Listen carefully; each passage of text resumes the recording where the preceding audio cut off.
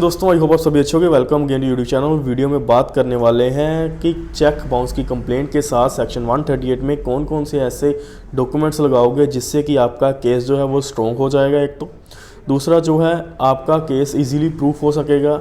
सो document जानने से पहले अगर चैनल पे नए हैं, सब्सक्राइब नहीं करा, प्लीज़ कर दीजिए, बेल आइकन ज़रूर दबा दें। डिटेल में बात करने वाला हूँ, साथ में आपको बताऊंगा कि हम ये डॉक्यूमेंट क्यों लगा रहे हैं। सबसे पहले तो दोस्तों आपने आधार कार्ड लगाना है अपना, ठीक है। आधार कार्ड लगाने का मतलब ये है कि आप जो है इंडियन के सिटीज़न हो, इंडिया के सिटीज़न हो, तो इसीलिए आपको आधार कार्ड लगाना ज़रूरी है।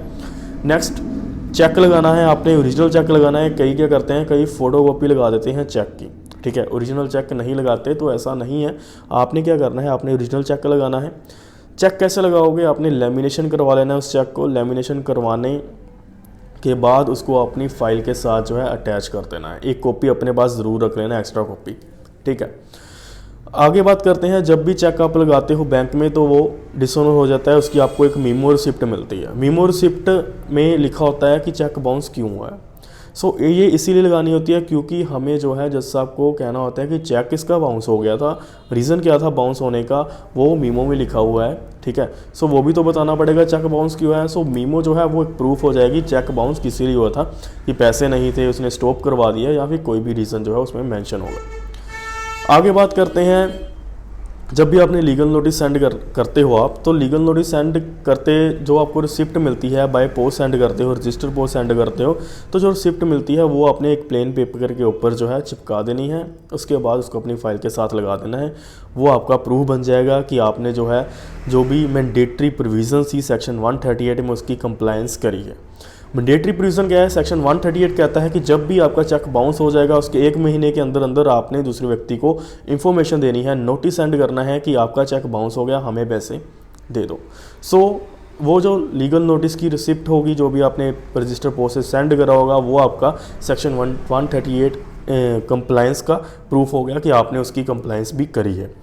लेकिन दोस्तों इसमें एक क्वेश्चन आ जाता है कि हम जो है रजिस्टर पोस्ट से ही क्यों सेंड करते हैं, कोरियर से क्यों नहीं करते। अगर आप कोरियर से करोगे क्या उसकी रिसिप्ट नहीं मिलती, उसकी रिसिप्ट मिलती है। क्या उसकी रिसिप्ट जो है एक प्रूफ मानी जाएगी कि उसका जो डिलीवर हो चुका है। देखिए दोस्तों, जब भी हमने लीगल नोटिस सेंड करना है उसका मेन मकसद होता है कि दूसरे बंदे को इन्फॉर्मेशन मिले, नोटिस मिले कि उसका जो चेक जो है बाउंस हो गया है।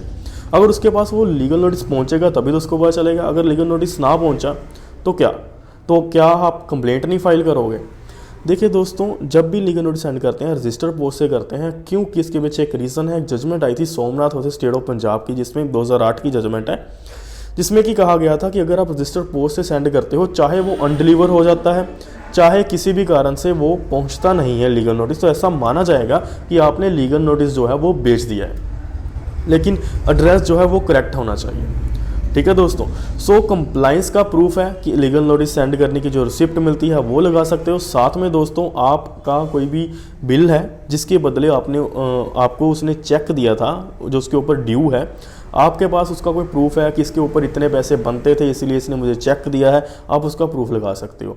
फॉर एग्जांपल बिल पड़ा हुआ है आपने, ठीक है, यानी कि आपसे उसने कोई चीज़ खरीदी थी, उसने रिसीविंग करी हुई है बिल के ऊपर, ठीक है, तो वो बिल की कॉपी साथ में लगा दोगे कि हाँ जी इसने ये चीज़ खरीदी थी, इसके बदले इसने मुझे चेक दे दिया था, अब ये चेक पास ही नहीं हुआ, मैंने इससे पैसे लेने हैं, आप वो साथ लगा सकते हो। अगर कंपनी है आपकी या फिर कोई है तो GST नंबर, जो भी आपका कंपनी का प्रूफ है, वो भी साथ में जो है आप अटैच कर सकते हो अपने केस फाइल के साथ।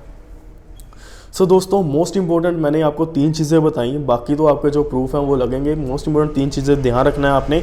सबसे पहले चेक लगाना है ओरिजिनल, दूसरी बात है मीमो लगानी है वो भी ओरिजिनल, तीसरी बात है आपकी रिसिप्ट होनी चाहिए रजिस्टर पोस्ट की, जो कि इंडियन पोस्ट के द्वारा होना चाहिए, नॉट ए कोरियर के द्वारा भेजोगे तो वो प्रिजम्पशन नहीं मानी जाएगी।